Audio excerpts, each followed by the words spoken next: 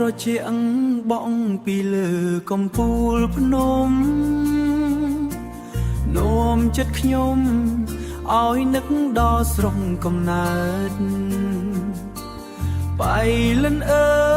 យតើអូនសុខទុក្ខយ៉ាងណាក្នុងចិត្តនេះនៅតែចងចាំមិនភ្លេចក្លិនផ្ការំដួលក្រអូបពេញព្រៃភ្នំដូចផ្ពាល់អូនដែលបងធ្លាប់បានធ្នពុនលឺត្បូងកណ្ដៀងចាំងមកភ្នែកបងរំលឹកដល់ស្នាមញញឹមដ៏ស្រស់ស្អា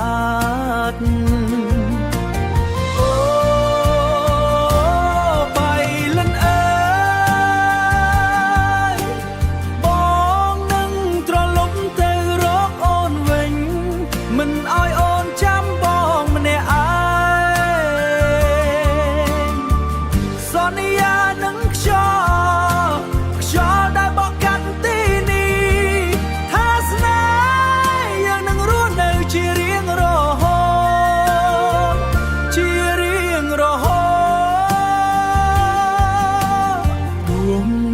ផ្លូវឆ្ងាយមានឧបសគ្គច្រើ